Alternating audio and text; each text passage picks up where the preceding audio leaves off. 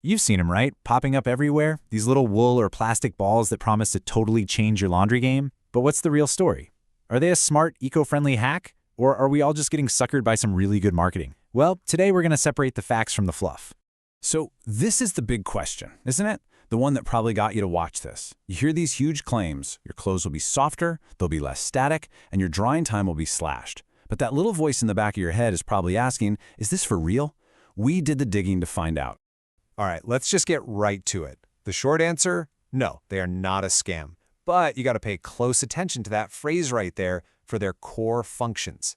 See, the real story isn't a simple yes or no. It's all about knowing the difference between what they actually do and what the marketing wants you to think they do. And that's exactly what we're about to break down. So first things first, how in the world do these things even work? Before we can start busting myths, we need to understand what's actually going on inside the drum of your dryer. Don't worry, it's not magic, it's just some pretty simple mechanics. It really boils down to three main things. First, as the balls are bouncing around, they physically get in between your clothes.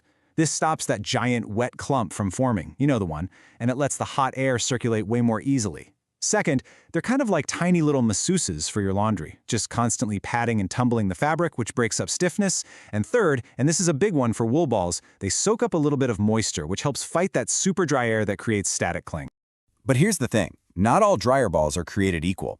The material makes a huge difference. Wool is definitely the fan favorite. It's quiet and it's fantastic at cutting down static, but it will wear down over time. Plastic or rubber balls, they're like little tanks, super durable and perfect for heavy stuff, but man, can they be noisy. Silicone is kind of that happy medium, quiet and durable, but it's usually the most expensive. The takeaway here is to match the ball to whatever your biggest laundry pet peeve is, noise, static, or just wearing out too fast. Okay, so we've got the mechanics down. Now for the really important part. What do they actually do well? Let's talk about the verified benefits, the claims that are totally backed up by results. Okay, number one, they are a fantastic replacement for chemical softeners. This is a game changer for anyone with sensitive skin. And fun fact, it actually makes your towels more absorbent, since softeners can leave a film on them. They also make a real, noticeable difference with static. And then there's the money.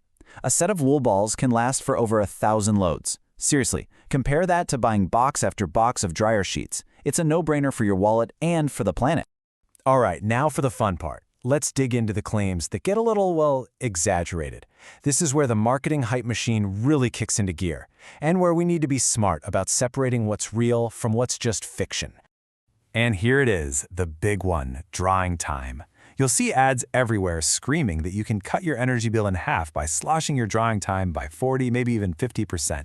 But as you can see, the reality is a lot more modest. Yeah, they can speed things up, but we're typically talking in the range of 10 to 25%. So let's just lock in on this number for a second. 10 to 25%. It's so important to have this realistic expectation. No, it's not the 50% you see in the ads. But hey, it's not zero either. It's a real, small saving that will absolutely add up over hundreds of loads of laundry. You just have to see it as a nice little bonus, not some laundry miracle. And here's the other crucial piece of the puzzle. That 10 to 25% saving, it's not for every single load. You're going to see the biggest difference with those big, heavy items that just love to clump up. I'm talking a full load of bath towels or heavy jeans or a big comforter. For a small, normal load of t-shirts, the time you save might be barely noticeable. So we've looked at the science, we've weighed the real benefits against the over-the-top promises, so now we're at the final verdict. Should you actually spend your hard-earned money on these things? Well, the answer really truly depends on you. It all boils down to this, right here.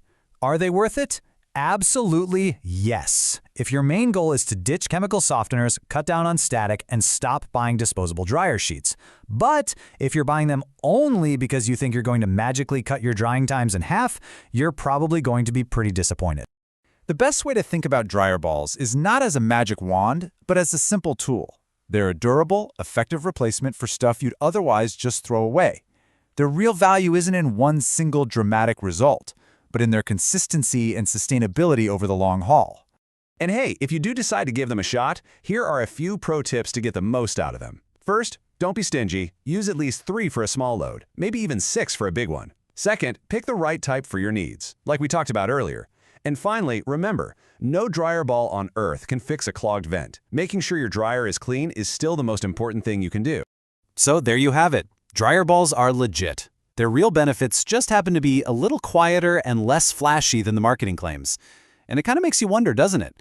What other simple, low-tech things that seem like a total scam might actually be a genuinely useful tool, just hiding in plain sight? Something to think about.